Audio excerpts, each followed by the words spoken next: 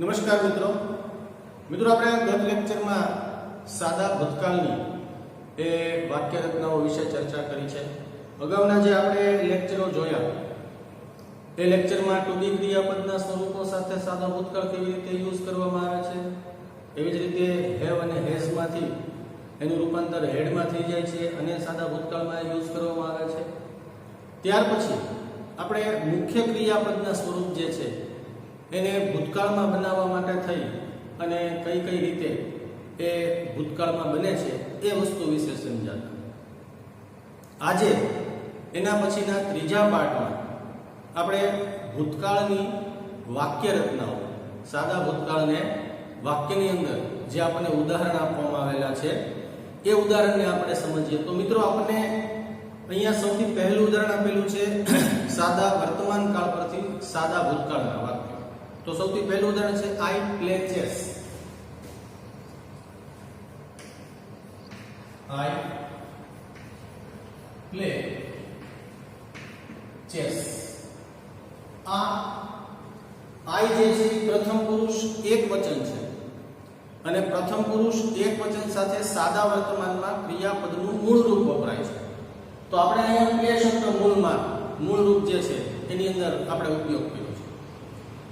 આ વાક્ય રચનાને હવે જ્યારે ભૂતકાળમાં આપણે ફેરવીએ, બરાબર ને, તો વાક્ય રચનામાં જે મુખ્ય ક્રિયાપદ કે જે અહીંયા મૂળ રૂપમાં છે એ મુખ્ય ક્રિયાપદને આપણે ભૂતકાળના સ્વરૂપમાં એ ઉપયોગમાં લેવું પડશે। એટલે આ વાક્ય ભૂતકાળમાં જો હું લખું તો આઈ પ્લેડ ચેસ, બરાબર। પ્લે ક્રિયાપદ જે છે એ નિયમિત રૂપ છે। તો નિયમિત રૂપમાં આપણે ઈડી લગાવીએ છીએ અથવા તો ડી લગાવીએ છીએ। તો પ્રથમ વાક્ય જે લખ્યું આઈ પ્લે ચેસ, હું ચેસ રમું છું। પણ જ્યારે બીજા વાક્યને ગુજરાતીમાં લઈએ આઈ પ્લેડ ચેસ, તો હું ચેસ રમ્યો, બરાબર। આ ક્રિયા ભૂતકાળની થઈ ગઈ, આ ક્રિયા વર્તમાનની છે। માત્ર ઈડી લગાડવાથી જ ક્રિયાપદનું સ્વરૂપ જે છે એ ચેન્જ થઈ ગયું અને એના કારણે થઈને વાક્યનો જે અર્થ છે એટલે કે જે એનો કાળ છે એ વાક્યનો કાળ એ બદલી જાય છે, પરિવર્તિત થઈ જાય છે। એવી રીતે આપણને બીજું ઉદાહરણ આપેલું છે મોના લવ્સ રીડિંગ। ઉદાહરણ નંબર 2, મોના લવ્સ રીડિંગ। અહીંયા મિત્રો મોના ત્રીજો પુરુષ એક વચન છે એટલા માટે થઈને આપણે મુખ્ય ક્રિયાપદ જે છે એને એસ લગાડ્યો છે, બરાબર। મોના ત્રીજો પુરુષ એક વચન છે અને સાદા વર્તમાન કાળમાં ત્રીજો પુરુષ એક વચન જો વાક્યનો કરતા હોય તો જે મુખ્ય ક્રિયાપદ છે એને એસ કે ઈએસ એ લગાડવામાં આવે છે। તો આપણે અહીંયા એસ એ લગાડ્યું। આ વાક્ય રચનાને હવે જ્યારે હું સાદા વર્તમાનમાંથી સાદા ભૂતકાળમાં ફેરવીશ, બરાબર, તો વાક્ય જે છે એ કંઈક આવું બની જશે મોના લવ્ડ રીડિંગ। મોના લવ્સ રીડિંગ એટલે મોનાને વાંચન પસંદ છે, વાંચવું ગમે છે। જ્યારે મોના લવ્ડ રીડિંગ એટલે મોનાને વાંચવું ગમ્યું, પસંદ પડ્યું એવા અર્થ, બરાબર છે। ત્રીજું ઉદાહરણ છે he goes home. He goes home. Go જે છે એ પણ ત્રીજો પુરુષ એક વચન, સોરી, હી જે છે ત્રીજો પુરુષ એક વચન છે માટે આપણે ગો ક્રિયાપદને ઈએસ એ લગાડવામાં આવ્યું છે, બરાબર ને। ગો ક્રિયાપદ છે એને એસ નથી લખવું, એને આપણે ઈએસ લગાડીએ છીએ। હવે જોઈએ ને તો ગો ક્રિયાપદ છે ને એ અનિયમિત ક્રિયાપદ છે, એટલે એને તમે ઈડી કે ડી લગાવી અને એનું ભૂતકાળ નહીં બનાવી શકો, બરાબર। અનિયમિત ક્રિયાપદના કેટલાક ઉદાહરણ જે છે એ આપણે છેલ્લા લેક્ચરની અંદર સમજેલા છીએ।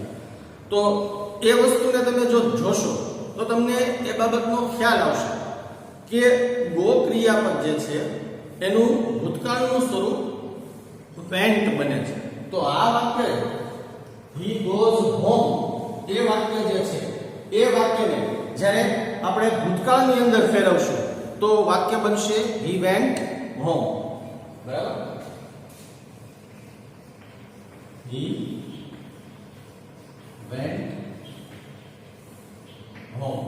બરાબર? અહીંયા he goes home અને એનું ભૂતકાળ થશે he went home. એવી જ રીતે ઉદાહરણ નંબર 4 ને સમજીએ તો ત્યાં છે સોનુ rings the bell. ઉદાહરણ number 4 Sonu rings the bell. બરાબર? રિંગ ક્રિયાપદ જે છે એ પણ અનિયમિત ક્રિયાપદ છે. જો રિંગ ક્રિયાપદને આપણે ભૂતકાળમાં ફેરવશું, અહીંયા રિંગ શબ્દનો અર્થ વગાડવું, બરાબર, એવા અર્થમાં થશે. તો રિંગ ક્રિયાપદ જે છે એને જ્યારે આપણે ભૂતકાળમાં ફેરવશું તો એનું ભૂતકાળ બને છે રંગ, RANG. બરાબર? તો આ વાક્ય જે છે એને આપણે જ્યારે ભૂતકાળમાં સાદા ભૂતકાળમાં ફેરવશું તો વાક્ય બનશે સોનુ rang the bell. Sonu rings the bell એટલે સોનુ બેલ વગાડે છે. બરાબર? જ્યારે એનું ગુજરાતી કરીશું તો જ્યારે બીજા વાક્યને ગુજરાતીના અર્થમાં લેશું સોનુ rang the bell તો એનું ગુજરાતી થશે સોનુએ બેલ વગાડ્યો. બરાબર? ત્યાર પછી પાંચમું છે she shuts the door. વાક્ય number 5 she shuts the door.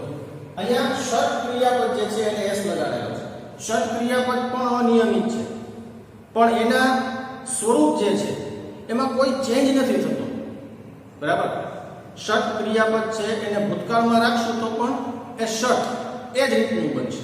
માત્ર અહીંયા જે s લગાડેલો છે કે જે ક્રિયા પુરુષ એકવચનને દર્શાવે છે એના બદલે આપણે એનું મૂળ રૂપ જે છે એ અહીંયા મૂકવાનું થશે. કારણ કે એના ત્રણે ત્રણ રૂપ એક જ સરખા છે એટલે એનું મૂળ રૂપ પણ શટ છે, એનું ભૂતકાળનું રૂપ પણ શટ છે.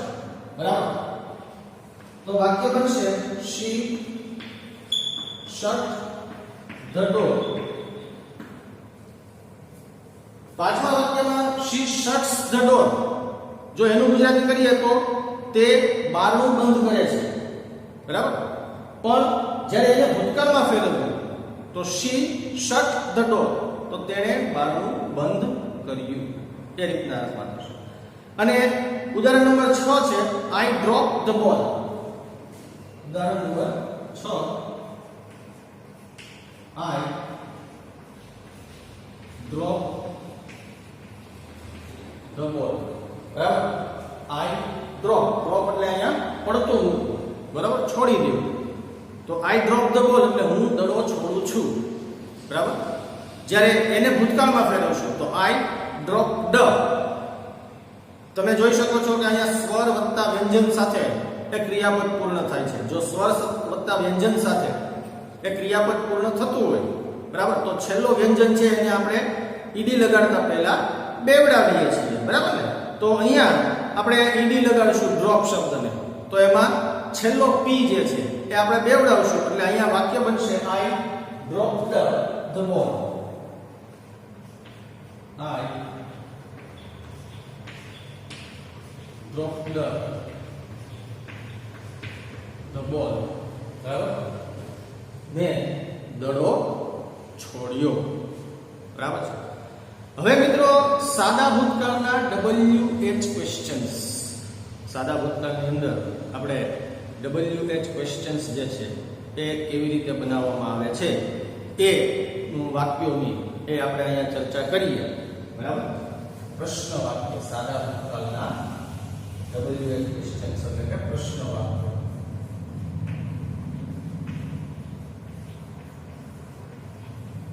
તો એમાં આપણને સૌથી પહેલું જે ઉદાહરણ આપેલું છે who was absent yesterday. બરાબર? કે જેમાં to be ક્રિયાપદનો ઉપયોગ એ કરવામાં આવેલો છે. તો આપણે એ વાક્ય લખીએ who was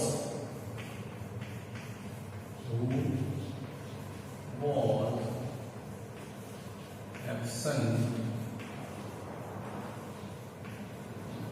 યસ્ટરડે, બરાબર. હુ વોઝ એબસન્ટ યસ્ટરડે, ગઈકાલે કોણ ગેરહાજર હતું. તો અહીંયા પ્રશ્ન જ્યારે આપણે બનાવશું ત્યારે વોઝ નો ઉપયોગ જ કરશું. હુ વડે જ્યારે પ્રશ્ન બનાવશું ત્યારે, બરાબર. એ સિવાય વાક્યના કર્તા પ્રમાણે હુ થી જ્યારે પ્રશ્ન બનાવીએ મિત્રો ત્યારે એક વસ્તુને યાદ રાખશું કે વાક્યનો કર્તા જાણવા માટે આપણે હુ એનો ઉપયોગ કરીએ છીએ. તો પ્રશ્ન પૂછીએ છીએ, બરાબર ને, કે ગઈકાલે કોણ એબસન્ટ હતું, તો ત્યારે આપણને ખબર નથી કે કોણ એબસન્ટ હતું ગઈકાલે, એટલા માટે તો આપણે પ્રશ્ન પૂછીએ છીએ જવાબ જાણવા માટે. હવે જ્યારે તમે પ્રશ્ન પૂછો છો ત્યારે એક વચનમાં પૂછે છે, પણ એનો જવાબ જ્યારે તમને મળે છે તો બની શકે કે એક વિદ્યાર્થી એબસન્ટ હોઈ શકે, એક કરતા વધારે વિદ્યાર્થીઓ પણ એબસન્ટ હોઈ શકે, બરાબર. તો એ વસ્તુ જે છે જવાબ, એ જવાબમાં ઘણી બધી વખત વોઝનો ઉપયોગ થશે, ઘણી બધી વખત વેરનો ઉપયોગ થશે. એ વાક્યના કર્તા ઉપર આધારિત હશે.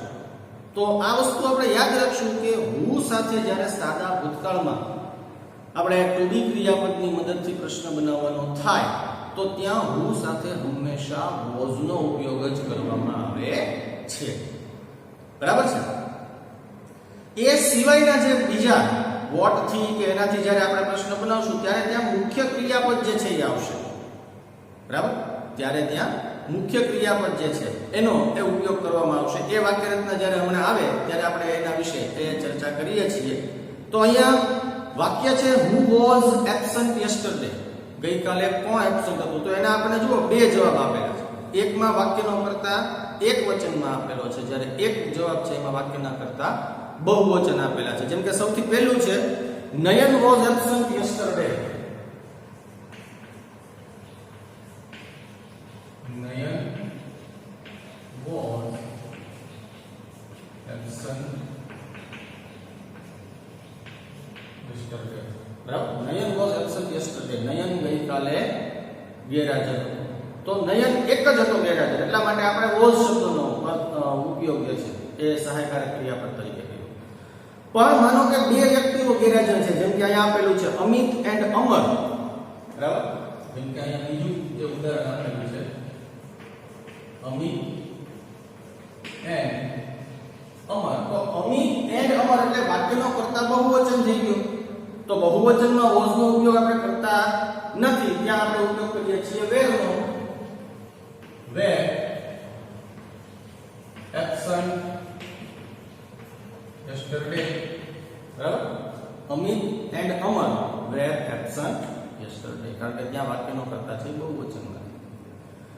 ત્યાર પછી મિત્રો હવે જ્યારે આપણે વાક્ય જે છે એ મુખ્ય ક્રિયાપદ સાથે WH ક્વેશ્ચન્સ નો ઉપયોગ કરશું, બરાબર. તો પ્રશ્ન એ કેવી રીતે બનશે એના એ આપણને ઉદાહરણ આપવામાં આવેલા છે. જેમ કે બીજું ઉદાહરણ છે વોટ ડીડ ધે ઈટ. ઉદાહરણ નંબર 2, વોટ ડીડ ધે ઈટ. અહીંયા તમે સાદા ભૂતકાળમાં જ્યારે વાક્યમાં પ્રશ્ન બનાવો છો, બરાબર, તો ત્યાં તમે સહાયકારક તરીકે ડુ ક્રિયાપદનું ભૂતકાળ એટલે કે ડીડ નો ઉપયોગ કરો છો, બરાબર. અને મુખ્ય ક્રિયાપદ જે છે એ એના મૂળ રૂપમાં આવી જાય છે, બરાબર. આ વસ્તુ મિત્રો ખાસ સમજવાની છે. જ્યારે તમે સાદા વાક્યો જે છે એ વાક્યોને પણ પ્રશ્નમાં ફેરવશો તો ત્યાં પણ તમારે ડીડ નો ઉપયોગ કરવો પડશે. જેવી રીતે આપણે સાદા વર્તમાન કાળમાં કાં તો ડુ અથવા તો ડઝ બેમાંથી કોઈ એક ક્રિયાપદનો ઉપયોગ કરતા, બરાબર. સાદા વર્તમાન કાળમાં અને સાદા ભૂતકાળમાં શું છે કે ક્રિયાપદના મુખ્ય જે ક્રિયાપદ છે એના મૂળ રૂપ સાથે ફેરફાર કરી અને વાક્ય જે છે એ તૈયાર કરવામાં આવે છે. એટલે એમાં સહાયકારક ક્રિયાપદ ક્યાંય હોતો નથી. હવે જો તમારે એ વાક્યને નકાર બનાવવું છે અથવા તો એ વાક્યને તમારે પ્રશ્નાર્થ બનાવવું છે તો એ વાક્યની અંદર કાળ અને એના કર્તા પ્રમાણે સહાયકારક ક્રિયાપદનો ઉપયોગ કરવો પડે.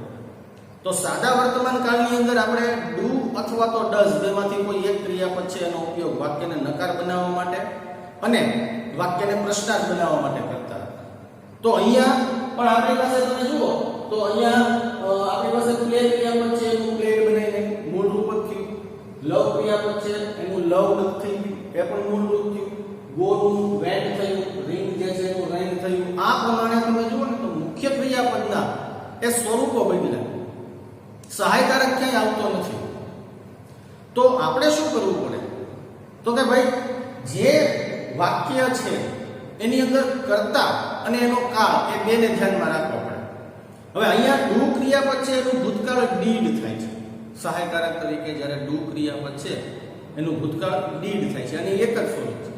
એટલે વાક્યનો કર્તા કોઈ પણ હોય, સાદા ભૂતકાળની અંદર વાક્યનો કર્તા કોઈ પણ હોય, એટલે કે પ્રથમ પુરુષ એકવચન બહુવચન, બીજો પુરુષ એકવચન બહુવચન, ત્રીજો પુરુષ એકવચન બહુવચન, બધાની સાથે ડીડનો ઉપયોગ થશે.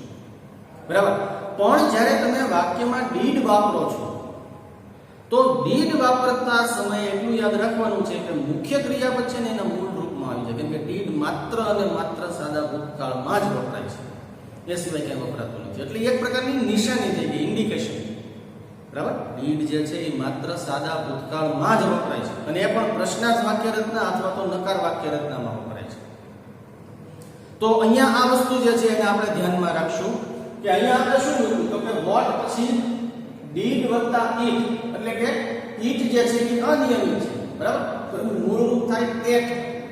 તો વોટ ડીડ ધે ઈટ, તો આનો જવાબ જ્યારે આપણે લખશું તો ધે એટ. બરાબર. ડીડ વત્તા ઈટ એટલે શું થઈ ગયું તો કે એટ થઈ ગયું. શું આપેલું છે? એપલ્સ. They ate apples. બરાબર. તેઓએ સફરજન ખાધા. બરાબર. એવી રીતે ત્યાર પછી which pen did she like?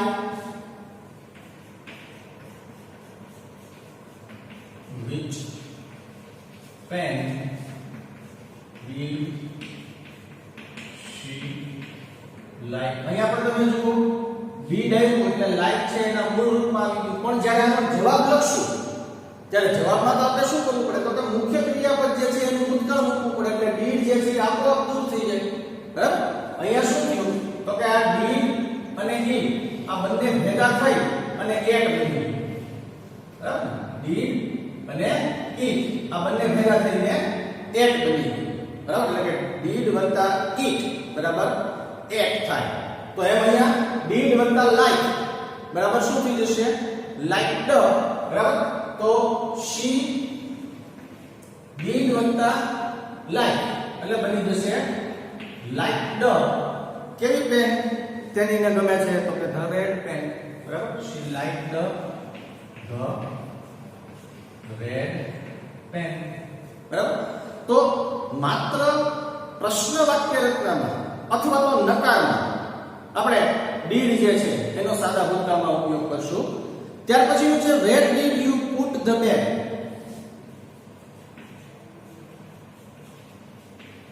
Where did you put the bag? તો અહીંયા તમે જુઓ did અને put. જો કે put જે છે એના ત્રણે સ્વરૂપ એક જ સરખા એટલે એનું ભૂતકાળ પણ put જ થશે. બરાબર. તો did વત્તા put એટલે you જે છે પ્રશ્ન પૂછવાનો છે તો આપણે એનો જવાબ I થી લખીએ. બરાબર ને? તો I put the bag on the table. I put the bag on the table. એટલે કે અહીંયા did અને put એનું રૂપાંતર શેમાં થઈ ગયું? put માં. કારણ કે put જે છે એ અનિયમિત ક્રિયાપદ છે. એનું ભૂતકાળ અને એનું મૂળ રૂપ બંને એક જ થાય છે. put જેવી રીતે અહીંયા શર્ટ છે, put છે, કટ છે. બરાબર. આ એવા ક્રિયાપદ છે કે જેનું મૂળ રૂપ જે છે એ જેનું ભૂતકાળનું રૂપ છે એમાં કાંઈ ફેરફાર નથી થતો, અનિયમિતમાં એ આવે છે એટલા માટે. બરાબર. ત્યાર પછીનું ઉદાહરણ આપણને આપેલું છે પાછું when did Chetan go home? When did Chetan go home? બરાબર. તો અહીંયા did સાથે go આપેલું છે બરાબર. તો હવે જ્યારે જવાબ લખશું ત્યારે did plus go એટલે શું થઈ જશે તો કે went થઈ જશે. તો જવાબ આપેલો છે ચેતન went home in the evening. આપણને જવાબ આપેલો છે ચેતન went home in the evening. બરાબર. ચેતન went home in the evening. અને છેલ્લું how many balls did Amit drop?